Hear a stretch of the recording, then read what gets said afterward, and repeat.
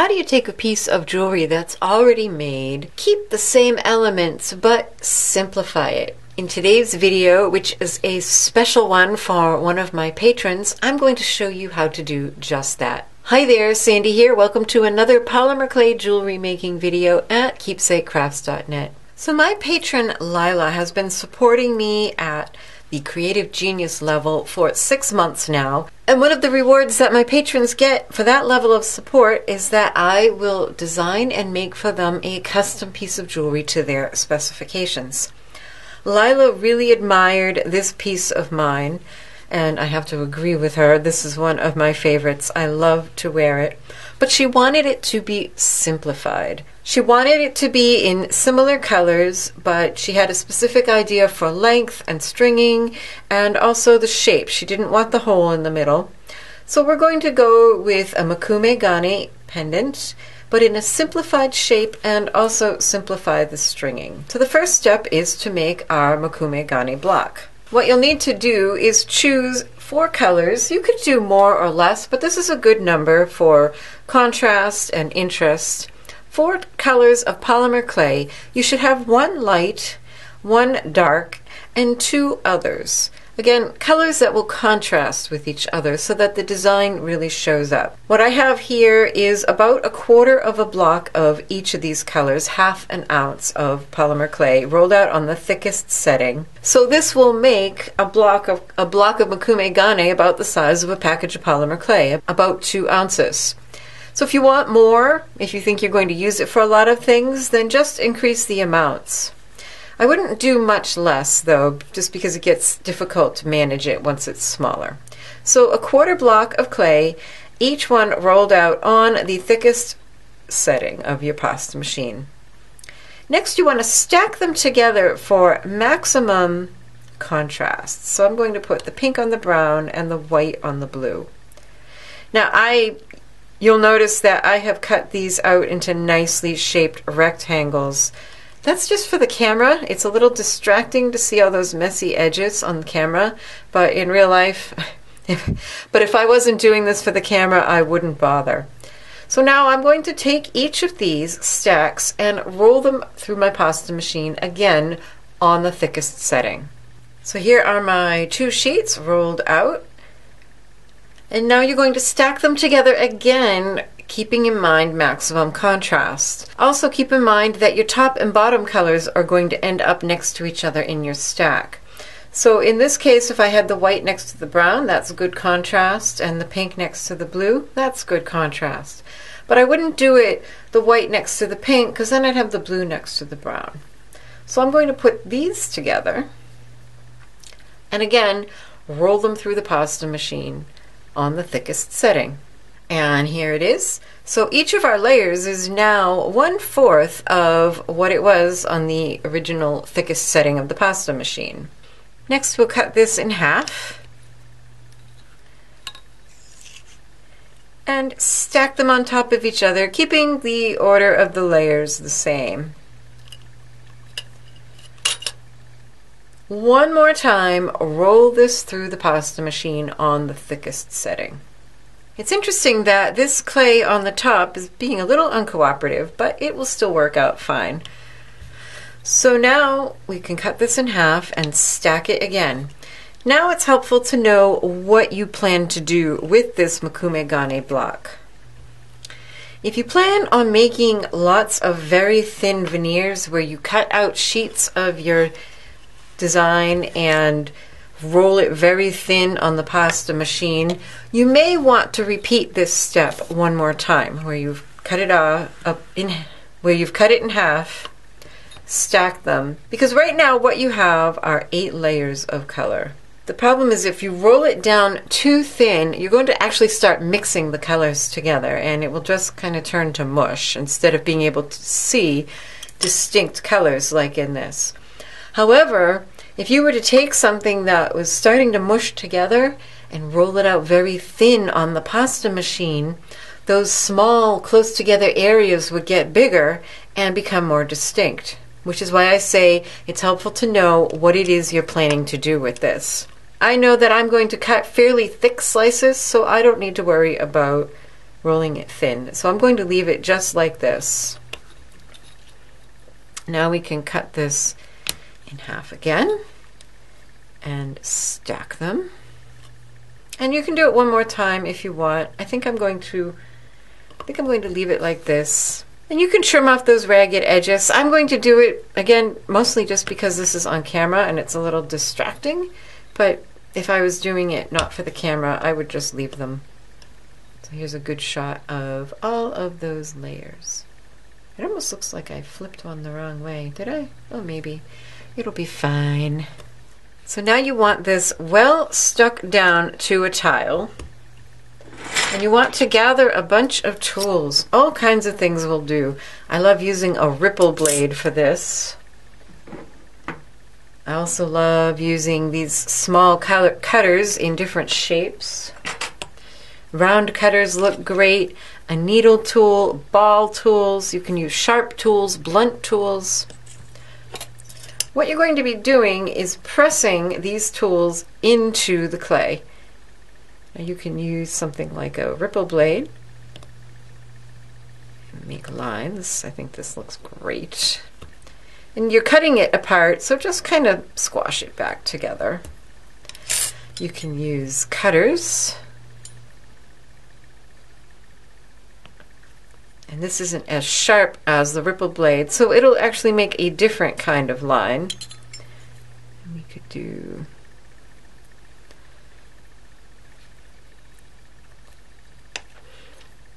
really whatever you feel like.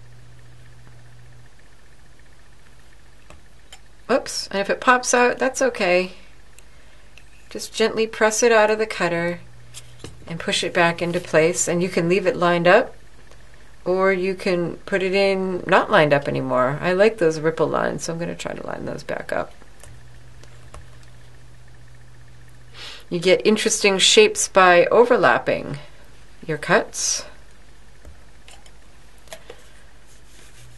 You can use a needle, well, let's see, you can use a ball tool, and this will give you a different quality of mark. Because the more blunt the tool, the more you're pushing those layers of clay down, making something that sort of looks like a topographical map. So the needle tool, because it's not as blunt as that ball tool, is going to push down different kinds of layers. I also love using these. You can come in from the edge. You can kind of make them concentric. You can make designs. Oop. Out. Just have fun making an absolute mess is what it looks like at the moment. But once you've done this a few times, you'll have an idea of what it will look like when you're done.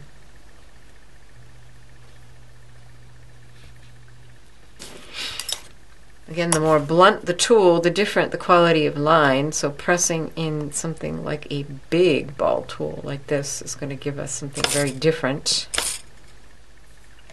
You can use your craft knife and make lines. Again, because that's sharp, it'll look a little bit different than if you were pressing in something blunt. You can even take something really blunt, like the end of this ball tool.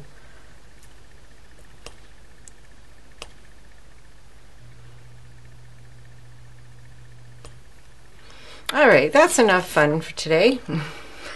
So once you're all done with that, take a moment and just kind of compress it back together, just a little bit. Especially those big cuts. Now what you need is a flexible clay blade, something nice and sharp and thin and flexible. You want to make sure that your piece is thoroughly stuck down to the tile, and then just as carefully as you can shave bits off. And you will start to see your design emerge. And don't worry if you can't get it all in one pass. Just take your time. Now you can see how pushing down to different depths reveals different parts of the design. By the way, for this mokume gane block, I used Premo Pearl, Sunset Pearl, Peacock Pearl, and Bronze. Yes, they're all pearls, but you don't have to. I just happen to like the way they look, and I like the way they polish up.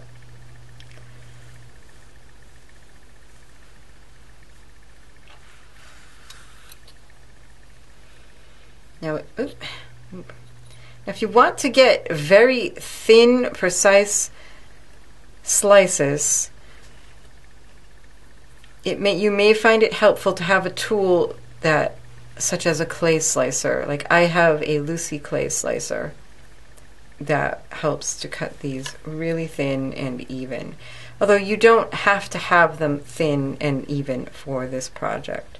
So you can see the beautiful designs you get, and with every layer, because you've pushed those colors down to different depths, every layer looks a little bit different. Now these are not the colors that I'm going to make Lila's pendant out of. I've just made actually several mokume gane blocks in these colors lately, and I wanted to do something different. These ones are Sea Glass, Sculpey Soufflé Sea Glass, Premo Copper, Pearl, and Sculpey Soufflé Royalty. And I'll have all of these listed at the blog post and also down below in the description box. So take several slices of your mokume gane, and it's okay, it's actually nice if it has holes in it, it looks good. And pick one that you like, or a couple that you can layer together, because these little raggedy edges, we can layer them together and they'll be fine. You can roll over them and meld them together. Because of the kind of design we're making, it doesn't matter. So pick a section that you really like that will be your pendant.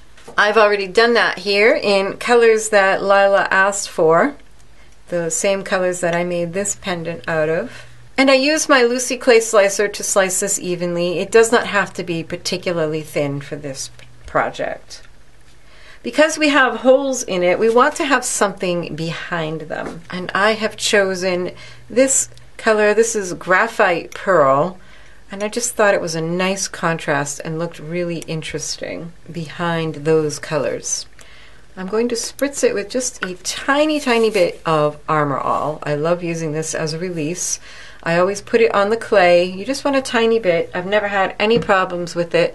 Water sometimes beads up and doesn't behave for me, so I really prefer using Armor All, and then I know I have complete coverage. This is a texture plate from CreateAlong. It's from a set called Pattern Play, and it's a nice small scale texture which will show behind the little windows in the mokume gane. And the best way to use these texture plates is to pick up the clay and the plate and use your fingers and really press, press, press until you know you've pressed over the entire thing. And if you don't use a release, you'll be sorry. And that's a really pretty texture. So I am just going to layer. Now, which side do I want? I think that side's maybe a little bit more interesting.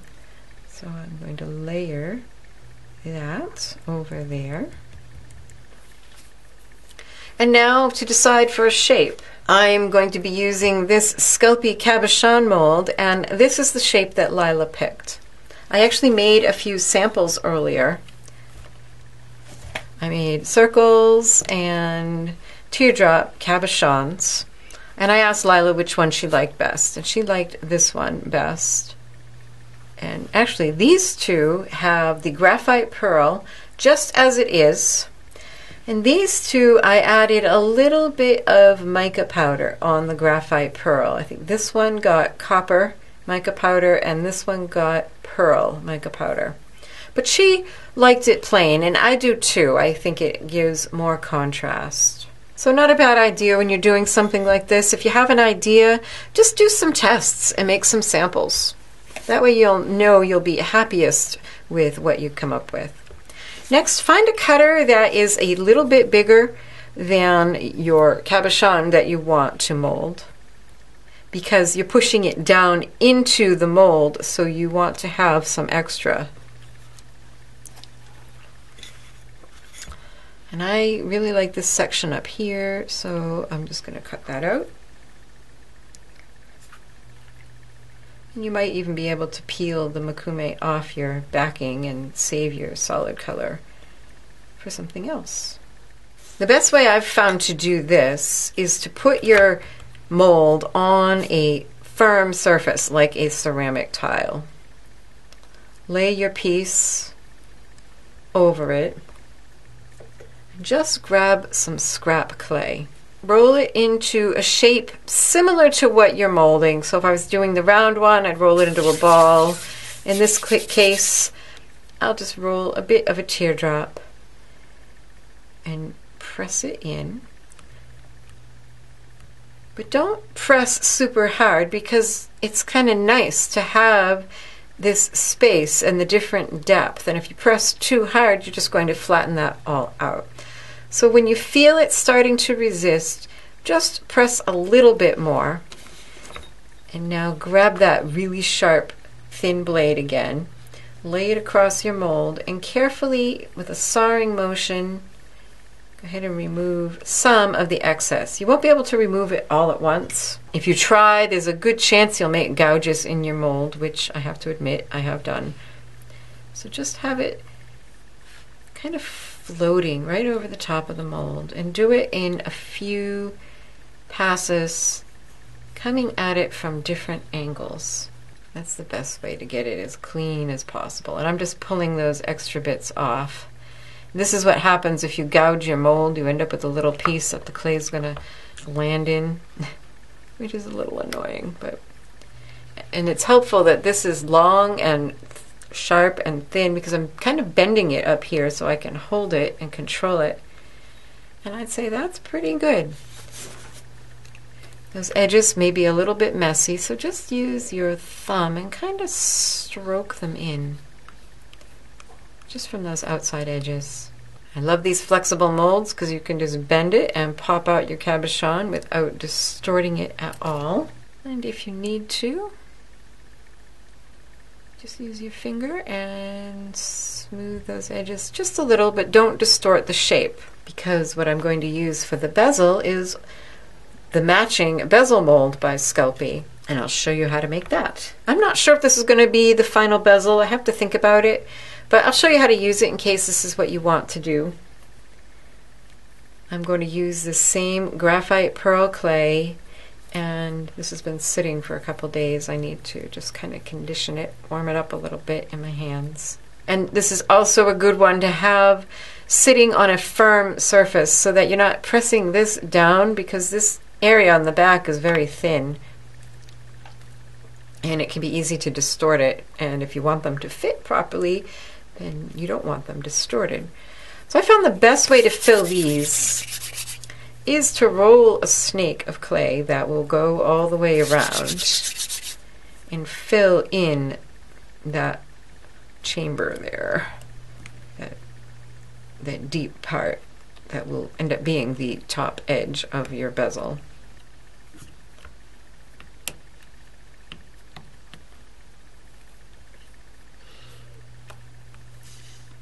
And this one I'm pressing really hard. Really hard. When you roll over it with the acrylic roller, just go slowly and gently a couple times, pressing firmly. If you do too much, what you can end up doing is lifting it out of the mold and then trapping an air bubble under there, and it ends up all distorted and it's just annoying. And then this you shave off the same way. Now if you're afraid of distorting it, you can just leave it in the mold and bake it right in there. So here are some pieces out of the oven, cabochons and bezels, and I've decided I really don't care for the pre-molded bezels. I think they're kind of thick and clunky looking. I did make a video a while back showing ways that you can embellish these pre-molded bezels and really get a great look. But remember, we're simplifying here for Lila's project, so I don't want to add any further embellishment. I'm going to frame her cabochon a different way. The next step is to sand and buff these to get a nice shine. Now you could simply apply a layer of gloss sealer and that's fine, but I think it's a much nicer look to do sanding and buffing, and it's not that complicated or time consuming really. What I have here is a set of sanding pads that I made with instructions from Cindy Leet's The Polymer Clay Tutors tutorial, and I will link to that. These have been really useful to me. And I'll also link to the wet dry sandpaper that I used to make them. And I sanded my pieces from 400 grit all the way down to 3000. I did 4, 6, 8, 1000, 1500, 2000, 2500, and 3000. You just get a bowl of water with a drop of dish soap in it and you start sanding. You're going to spend the most time with the lowest grit. So for the 400 on a cabochon this size, I spent 2 or 3 minutes. And it's hard to explain, it's easier to experience, but you just keep sanding in little circles all over and you'll feel a resistance. It's the only way I can think to describe it, as you're first sanding. And as you continue to sand, it'll feel different. You won't feel that resistance. It'll feel smooth. And that's the time to move on to the next grit. And you just keep going with each one until you don't feel that resistance. You'll know what I mean when you do it. And with each one, the finer the grit, the less time you need to spend with each one. So I have 8 here, and I spent less than 10 minutes total sanding. Once you finish sanding, you'll want to buff. Now I have buffed like this. I first made it and it was almost this shiny just by buffing quite vigorously on a piece of denim. I thought my arm was going to fall off. It took a while. It maybe took 5 or 10 minutes. But I was able to accomplish nearly this much shine. But I highly recommend, to save your arm and time, is to get a buffing wheel. It goes on a rotary tool. I have a Dremel, but there are other ones. I'll have a link in your product list for that. And it saves a lot of time. It doesn't take long at all to buff it up. Just lightly kiss the buffing wheel over the piece. Don't press it in or you may find yourself digging out gouges. Not good.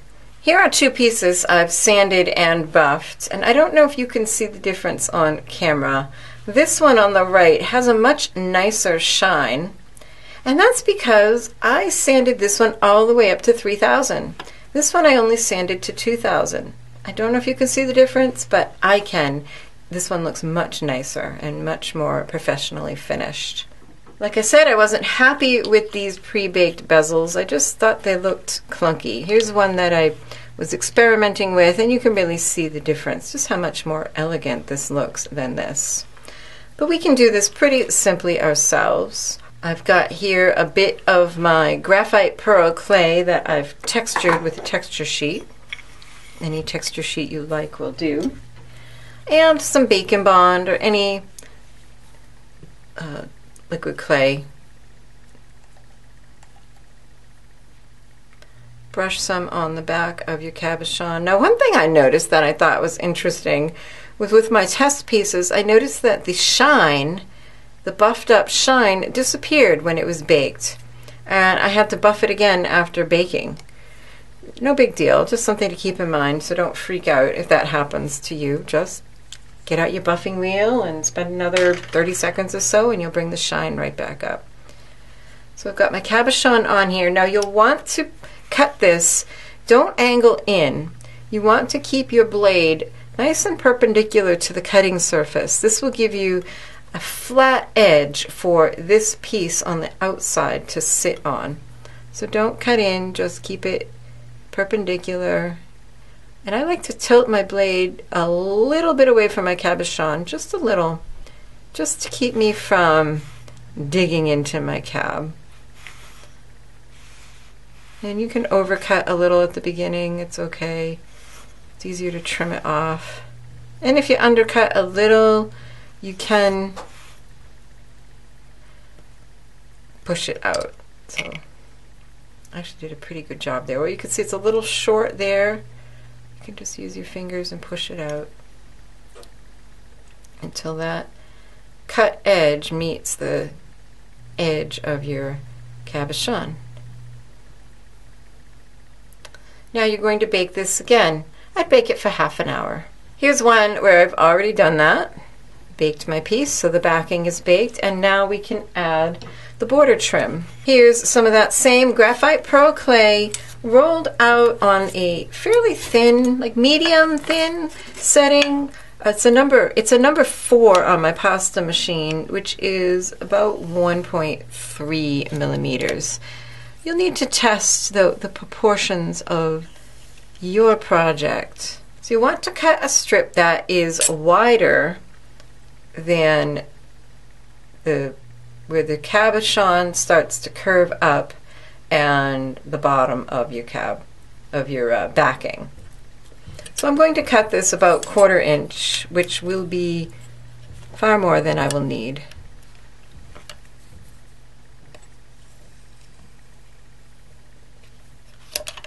Add some liquid clay. Try to focus on just getting it on that graphite pearl bit, and the little bit that gets on the cabochon will be fine, but you don't want to get too much up your cabochon. Everything that I'm showing you here, the sanding paper, the Dremel tool, the clay, everything will be in a supply list at my blog post. There will also be links in the description box of this video, and Lila will be getting her own personal PDF with all the information. She'll also not only receive the finished necklace, of course, but she will also be able to download her video to keep forever. My patron support means so much to me, and I try to do everything I can to show my thanks, because without them, I don't know that I would still be making YouTube videos, honestly. Although these YouTube videos are free for you, they cost me quite a bit in time, money, energy, and supplies. So without support that somewhat covers my expenses, I don't think I'd continue to do them, but I do love making them. So I have one clean edge here, and if you have a piece that you're not sure where the up and down is, like on the teardrop, of course, I'd be doing it up here, but that one's not baked yet, so I'm going to show you on the round. You just want to think about where do you want the bottom of your piece to be, and put your seam there. You're going to line up one nice straight cut edge with where you want it to be on the front of your cabochon. So I want it just over that line of backing, and you'll need to just gently tap it and curve it ever so slightly over the cabochon. So I'm going to line it up with that backing and slide it up just a hair and tap that in. If you'd like me to make you a special video, I would love to work with you on your vision and creative project. You can check out the Creative Genius level and all the other levels at Patreon. If that's more than you can handle, and understandably, there are also levels where you can get bonus tutorials every month. So just something to think about if you want me to keep making videos, and if you'd like to get some extras for yourself. I share sneak peeks and behind the scenes with my patrons and extras whenever I can. Very good. So I just cut that. And it's better to cut it a little short because you can always kind of stroke it to meet. Now the best tool I've found for trimming this, because it's a little tricky because that backing is textured, it's actually a pair of scissors. You can just lay one blade right on there and cut, and it does a pretty good job. It's not a tool we often think of using with polymer clay, but scissors are actually pretty good. Alright, I'll have to go back and fix that. Boy, it worked out really well when I did the other one. This one's sliding around on me. That's another tip for you. If you put some liquid clay on and it's a little bit slippery, if you just walk away and leave it for a while, it will set up and thicken up.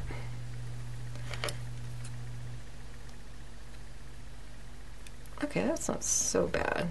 You'll have to do a little refining there. So you'll have to come in and refine your edge and smooth your seams, and honestly I'll probably redo this one because that kind of got messed up. But do it as many times as you need to get it looking nice. Smooth it out, look it over from all angles, and make sure you're happy with it before you bake it.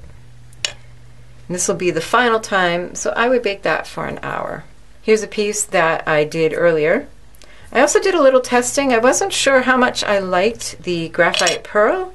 I thought it was a little dull looking, so I went in with some vintage patinas in silver.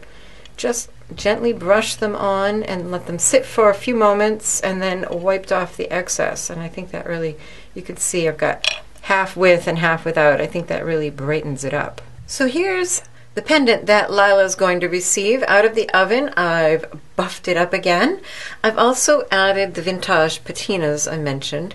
This is Nouveau Silver.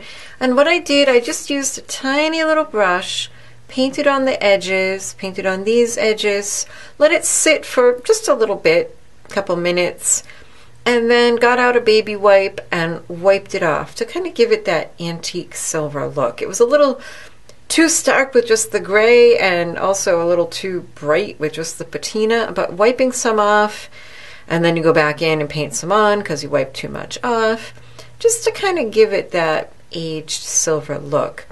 I also used this brush, which is an absolute mess, but it's perfect for this, to dry brush some on the back, which I think looks fantastic. I chose a bail for this. Now, when Lila and I discussed the project, she mentioned having a ribbon on hers. Of course, mine has a bit much. Mine has a ribbon and beads and more beads and all kinds of stuff, so we're simplifying. So I have a leftover bit of the same ribbon I used on this, and I have a small bail, which isn't too fancy. Like I said, we're simplifying, but we don't want to simplify it to the point where it doesn't look good. I think this bail is just enough. I'm going to have to order some more of this ribbon because I really think she's right that this ribbon enhances that very nicely. So all that's left to do is connect the pendant to the bail. What I have here is a drill bit from miniatures. This is, I believe, a 1/2 millimeter. It's a very tiny, or it might be a millimeter. I'll have a link to this. It's a wonderful little drill bit set from miniatures. And I just drilled a hole here. Use an awl to mark your spot first, and then I just drilled through. And with polymer clay, you want to pull it straight out so that you pull out any bits of clay so they aren't stuck in there. Then you want a jump ring. I have some cute 6 millimeter twisted jump rings. Now this is a little bit tricky here because of the shape, but with a bit of finagling you can make it work. You got to open that jump ring really wide. Then you can poke it through one hole. Now because of the curve of the jump ring, it's only going to go in so far, but that's okay. Put on your bail. And I'm kind of holding that jump ring in that hole. And I'm going to bend it back down and then just use my pliers. These bent chain nose pliers are very useful here to guide that other end back into the hole. There. And even though I drilled a hole through and I have a jump ring there, it's pretty discreet because it's facing us. So you may have to change things depending on the type of findings that you end up using. I think I'm going to, at the risk of making it too fancy, I'm going to finish these ribbon ends with these really pretty crimp end caps. They're a little bigger than some, but they are absolutely perfect for this. I'm not going to do this now because this isn't the ribbon. Obviously, I need a longer piece of ribbon. But you can just tuck your ribbon end in there. And then once you have it in there just the way you want, just use flat nose pliers. I'm not going to do this because I don't want to waste my cap, but you would use flat nose pliers and squash it just like you would any crimp end. And then that'll be a nice finish along with a clasp and some extender chain. It's funny, I used copper findings on the original necklace, and yet something about this one just said silver to me. So here we have a pretty fancy design, and here it is simplified. I hope this has given you some ideas for creating in your own jewelry.